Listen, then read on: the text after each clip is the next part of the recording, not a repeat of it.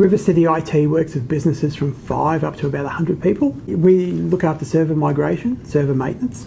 So how long have you been doing this stuff? I've been doing this stuff since late 90s. Technology's changed a lot since then. The role of an IT company has changed a lot. These days, not so much bare metal stuff as in computers, but more cloud services. Where do you think it's going?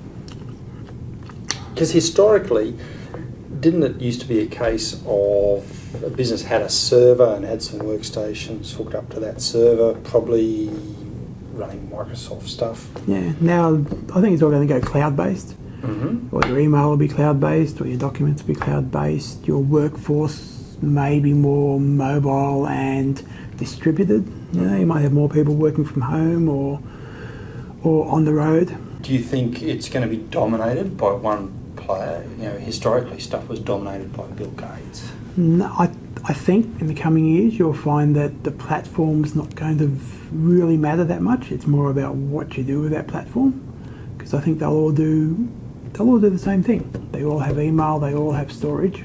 Mm-hmm. It'll just depend on who you're comfortable with. If you use Microsoft Office, you'll use Microsoft's version. Mm-hmm. If you use Gmail, you'll use Google.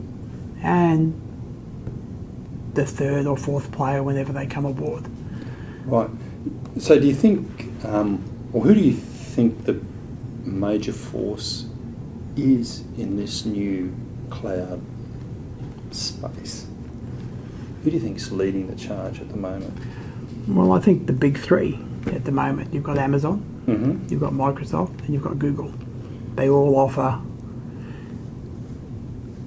the whole gamut of services, if you like. You can host a computer. They all provide hosting. They all provide the ability to have a office somewhere else. So a server used to be a machine, used to be a box in a back room.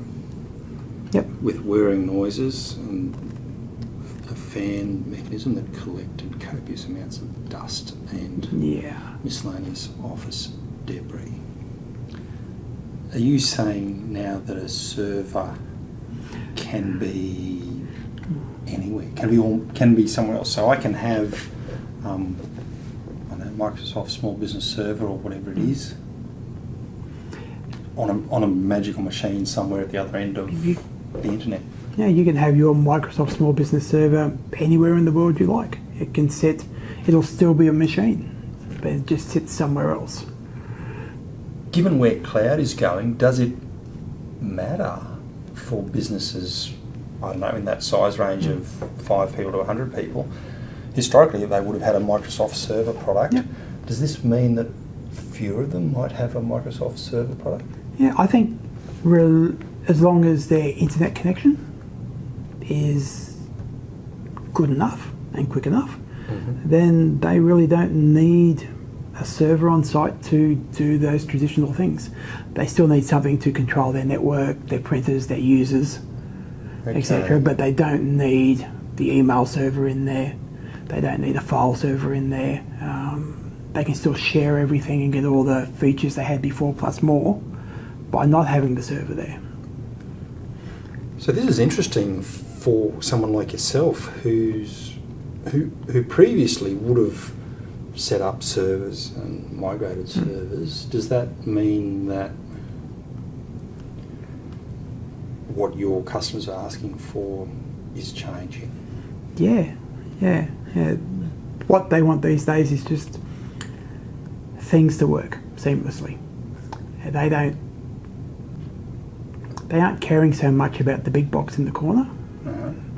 They're more concerned about efficiencies, uptime, things working, things being able to work when they're not at work. So if the CEO's on a plane somewhere else, he wants to know that when he lands and walks into the Qantas Business Club there, he can log on and do what he needs to, check his email, edit documents, even do a VoIP call or a go-to meeting or help someone out. Okay. So that's what he's more worried about than the box in the corner. Isn't this interesting? In in times gone by, it was about, an IT system. The thing that would happen at the end of an IT system would probably be a printed document, would be something on an A4 or an A3 piece of paper. Now it's hosting meetings and those sorts of things. Yeah, and I think it'll go even further down that lane. So tell me about the kind of work you do, in a way finds you in a workplace where lots of stuff is happening IT-wise, but you must get a unique viewpoint of an organisation, because you will be in there addressing IT issues, but you must see the organisation top to bottom. Yeah, it's a different viewpoint. I think there's a lot of trust involved with that viewpoint. And yeah, you do get to see a lot of things, and every now and then someone might ask, and you can give them a point of view from the IT guy. Yeah. Which is that's an interesting point of view, isn't it? The IT guy's point of view. Yeah, you tend to see a lot more things than what, say, a manager would see, or the girl at the reception desk would see. Or other consultants, because usually the organisation is just working around the IT guy. Yeah. But you must accumulate some interesting insights on what's happening. Yeah, funny stories and insights as well, yeah, definitely. Yeah. But useful stuff, because you can then recycle that into the information system solutions that you're helping that organisation with. What got you into IT, or the stuff that you're doing now, which, as far as I'm concerned, is just magic, because you make machines talk to each other, and you clean up after humans in IT systems? It was just something that came natural. Didn't have to work at it. It was just something that I could do. So I did. And yeah, here we are now, 20 odd years later. Still just doing it. There's a fair bit of this in your history, though, wasn't there? Because you were in your musical life, you were working a lot with sequencing, and that sort of stuff. So I guess getting a machine to drive instruments or lights.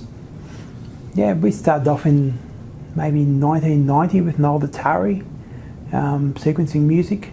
Okay. Very challenging back then. Not as easy as it is today, but it worked. It wasn't quite GarageBand, eh? Not quite. Close, but not quite. I don't know if it was close even. Well, Logic is what we used to use. Well, Creator, which is now Logic. Oh, is that right? I didn't realise that. Yeah. So Logic is the Apple thing? Yeah, Logic, yeah. Apple own it now, and oh, right. So they bought it about Apple bought it. Okay. 5 years ago. Really? No, maybe longer. Yeah, okay. Time goes quicker. But that's what GarageBand kind of looks like. Yeah. Yep. There's a bit of a similar look and feel to GarageBand and Logic. I didn't realise that history went all the way back to. Yeah. Creator and Notator, because Notator you could actually print out what you put in. Okay. So if you put a drum chart or a piano. So you put a score in. You could put a piano score in, and it would play the notes. No, you'd put the notes in, and it would print you out the score. Oh, okay. Which was beneficial for orchestras and stuff. All right. Okay. Yeah. Isn't it interesting that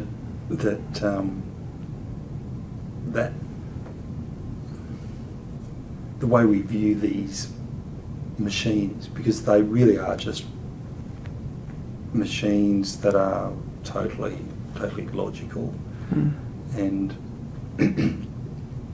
I guess it's how we visualise it. How do you visualise the machine you're working on? Oh, that's a hard one. It's just an entry point, really, the machine you're working on, an entry point to whatever information's around that you have the ability to use. So it's just a conduit for information, really. So when you're seeing people, you sometimes they'll ring you in a state of anxiety about something that's going on with their IT. Yep. But it's my job to, tell them it'll all be okay and fix the problem.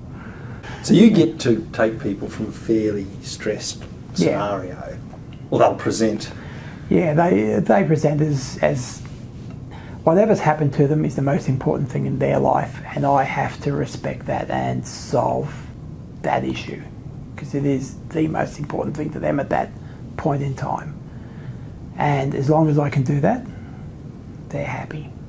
Well, that's the name of the game, isn't it? Because when you're providing a service, whatever you're providing to that client will be important to them.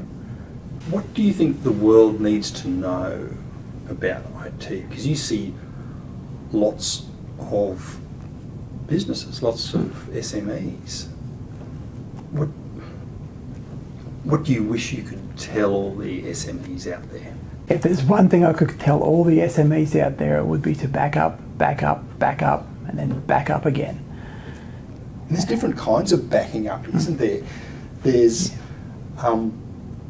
what would you tell them about backing up? Well, ideally, you'd back up off-site and you would do it in such a way that it doesn't impact on anyone's time and effort, so it just happens.